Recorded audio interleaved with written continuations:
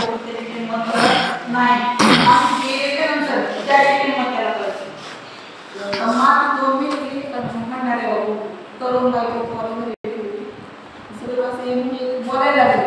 काही बाई म्हणली इतर कसं आहे तिच्या काकाला नवरा गेला तोंड बरे सांभाळली ती एक केला की नवरा म्हणणारा राहतो तिला काय वाटत नाही. अनेक प्रकारे पती निंदा करायला लागली. तिला खूप पश्चाताप झाला करी होती पण तिचा नांगर होता ना आज म्हणून संसारात यायचेच नव्हतं. म्हणजे एकच महाराजांनी लांब ती पाणी मग हिने गेलं महाराजांना पाहिलं पाण्याचा हांडा तिथे ठेवला आणि जाऊन पाणी गेलं. म्हणजे महाराज बाबा मी तुमची पत्नी तुम्ही माझा त्याग केला मुलांचा केला तुमची कशी नाही काही आम्ही तुला नाही तुमच्यामुळे ना मला लोक किती नाव तुमचं झालं तुम्ही विरक्त झाले सगळं झालं माझं काय स्त्रीजातीचं आवड असतं. मग तुम्ही घरी चला तुळशी बंधांना तुम्हाला पूजा करा तुम्ही काही करू नका फक्त घरी जा. स्त्री जनावर घरी असं आम्ही तुला मोठा असतो बाजूलाच करा तुम्ही करताय म्हटलं आवडे येईल पण या काही ठेव मग काय तुम्ही सांगत काय फक्त तुम्ही घरी चला. बाय मग गेली असते बघा तुम्ही म्हणा पण बाय मग तुम्हाला आपण असं थोडी मला काही नको म्हणजे तुम्ही सांगा काय मग घरी महाराजाला दर्शनच्या दिवशी तुळशी बंधाशी बसले.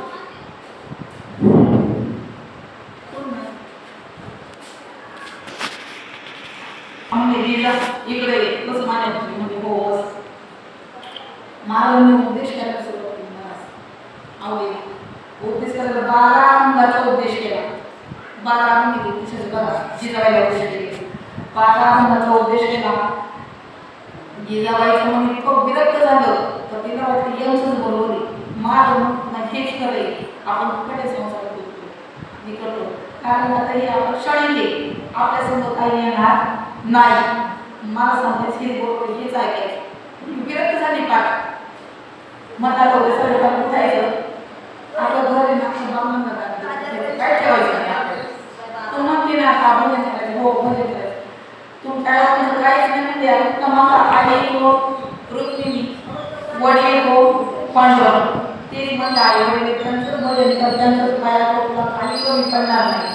शेवट ऐकलं महाराज सकाळच्या बाजूला आंघोळ केली खदार तर काही ठेवलं नाही बसले महाराज बसले. आता 2 दिवस झाले तिसऱ्या दिवशी महाराज उठले गेले आंघोळीला गेले कोणतं करायला पाहिलं नाही ना आई जेवायला गेली आई जेवायला आता जर कामाचा कळ नाही आई जेवायला काय नाही मग विरक्तपणे गेला खडगली झाली म्हणजे नसताना होता ना त्याला तिथं बघत ते बघत होतं इथं आणला घरात काय द्यायला घर जमा आणि आता बघ ना देऊ काय खरं ना ते तिथं विचार काय करणार मग काय होतं तिथं जवळ यायला.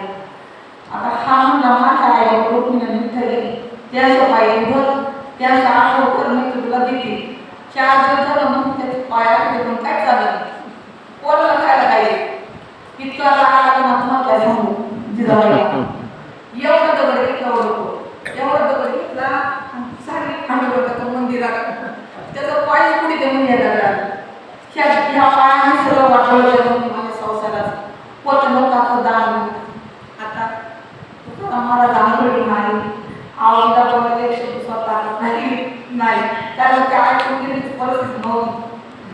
मग महाराजांनी काय केलं रडू आलं एवढं मोठा दगड जर माझं देवाचं पडला माझं देवाचं काय रात्री जाता काय करायचं नसताना मग मी घरी आलो नसतो आलो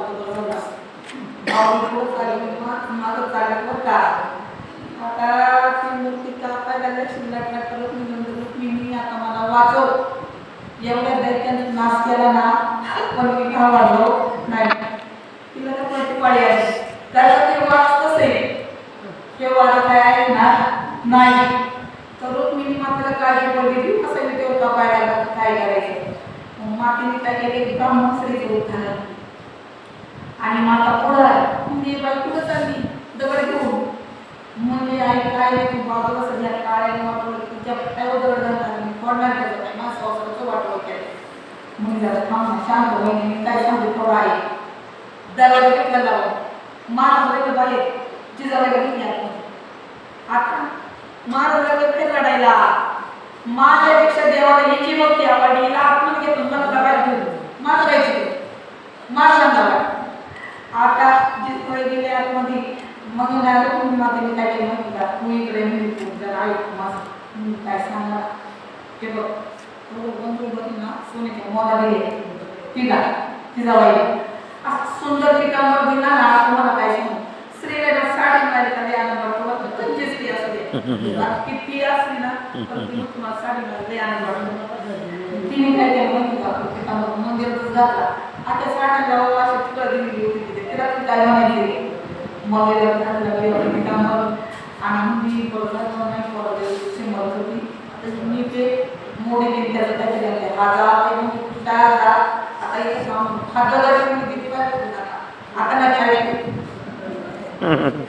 आता बाहेर आली तरी होता म्हणले जे करायचं तीच केलं. मी काय नाही केलं तुला कशी होती तुम्हाला काय वाटायला पाहिजे. अगं म्हणलं आवडी किती काय केली तुला काय केलं देवा नको ते तू माहिती नाही म्हणले मंगळवार देतो आणि ते साडी म्हणला 4 वेळा नाव घेतलं एवढे भेटलं. आख्या आयुष्यात नाव घेतलं किती भेटत.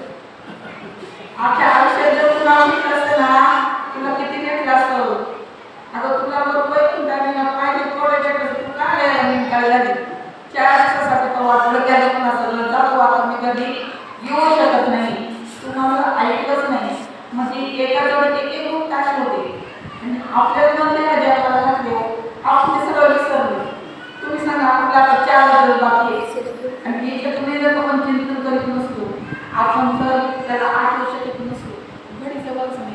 क्षण भंगूर नाही भरवसा वालेसा मधुर थोडा मायाशा काही नसले मग गळा पडेल फासा पुढे हुशार थोडा आहे वसरा परत आठवण म्हणाली आहे माहितीच नाही. अरे घे हरिनाम घे माया तू सोडून दे पिंगळी सुई बला रडतोरे दाई दाई या संसारा पायी या संसारा पायी तू मानसील बायका पोर तुम्ही तुझ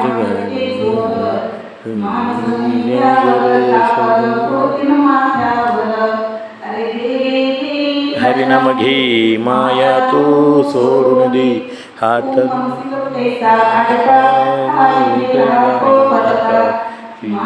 नीलावर संग एक मातीचा मडका घे घे घे हरिनाम घे माया तू सोडून दे हात लावूनी नशिबाला रडतो रे धाय धाई या संसारा पायी या संसारा पायी इथंच राहिलं सार माणूस मेल्यावर घे घे हरिनाम घे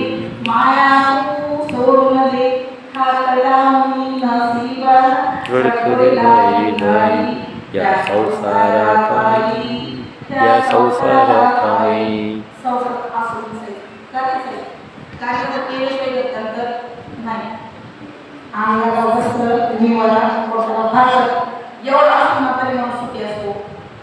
जास्त करून सुद्धा काही नाही आणि करून ती मागणी नाही नाही समाजाला मागणी अहो आताच्या मुली असं म्हातारे माणसं जरा जड झाल्या इथून पाठीमागचा काळ बघा आताचा काळ बघा. एकदा माणूस थकलं ना तर ते त्या घरात मोठी वाटतं माणसाला पण असं हे होत नाही माणूस म्हातारा करते करायची काही गरज नाही. एकदा 50-60 वर्ष झाली ना माणसाने आपापास आनंद काढून घ्यायला पाहिजे की पास आता आपण त्याला आपली किंमत कुणाला कळायला नाही इथे पुढे धक्का नाही. पण आपण सगळं गुंतून गेले आपण संसारी गेले पण याच्या निमित्त आपण थोडासा म्हणजे वेगळं व्हायला पाहिजे. थोडं थोडं थोडं थोडं मला असं विरक्त व्हायला पाहिजे तेव्हा आपल्या जीवनात आपल्याला सुद्धा करते ना. किती वेळ झाला किती वेळ झाला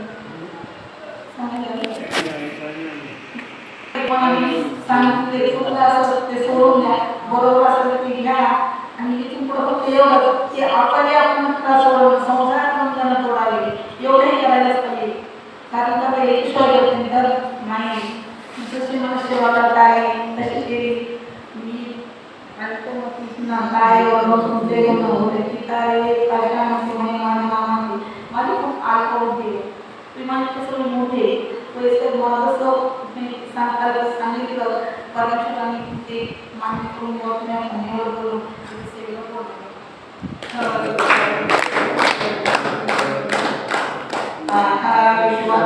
देवे येणे वाग्यन्य दोषावे दोषोनी मदद्यावे प्रसादाने एकांजी वेंगरी थांडो या सत्याने देवारो होता गुरिदांचे निमित्त जावे ईश्वर